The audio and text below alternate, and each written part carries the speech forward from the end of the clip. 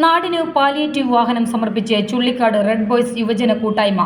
അത്യാഹിത ഘട്ടങ്ങളിൽ രോഗികൾക്ക് തുണയായി അവരെ ഹോസ്പിറ്റലിൽ എത്തിക്കുന്നതിനായി ചുള്ളിക്കാട് റെഡ് ബോയ്സ് യുവജന കൂട്ടായ്മ പാലിയേറ്റീവ് വാഹനം നാടിന് സമർപ്പിച്ചു. Vadakkanchery MLA Xavier Chittilappally flag off ചെയ്തു.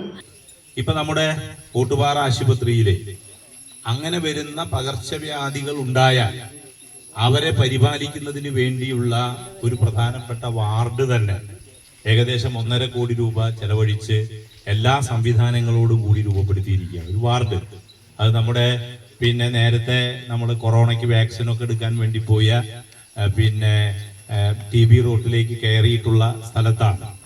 അപ്പോൾ അത്തരത്തിലുള്ള പ്രവർത്തനങ്ങൾ നമ്മുടെ ഓട്ടുപാറ ആശുപത്രിയിൽ തന്നെ സ്വന്തമായി ഓക്സിജൻ ഉൽപ്പാദിപ്പിക്കാൻ കഴിയത്തക്ക രീതിയിലുള്ള ഒരു പുതിയ ഓക്സിജൻ പ്ലാന്റ് 1 കോടി രൂപയ്ക്ക് വന്നു. അപ്പൊ ഐസൊലേഷൻ വാർഡും ഓക്സിജൻ പ്ലാന്റും ഒക്കെ നാം രൂപപ്പെടുത്തുമ്പോൾ സ്വാഭാവികമായും ചിലപ്പോ ഇപ്പോ നമുക്കത് ഉപകാരപ്രദമല്ല എന്ന് വരും. പക്ഷെ അത് അങ്ങനെ സർക്കാർ രംഗത്ത് തയ്യാറാക്കി നിർത്തുക എന്നത് വളരെ പ്രാധാന്യമുള്ള ഒന്നാണ്. Division councillor CV Muhammad Basheer അധ്യക്ഷത വഹിച്ചു. CDS chairperson Sindhu Prakashan, DYFI unit secretary Shahid AM, TM Shakeer, Prakashan KM, Moitheen AM, Rasheed എന്നിവർ ആശംസകൾ അർപ്പിച്ചു. മുസ്തഫ CK സ്വാഗതവും അഖിൽ OO നന്ദിയും പറഞ്ഞു.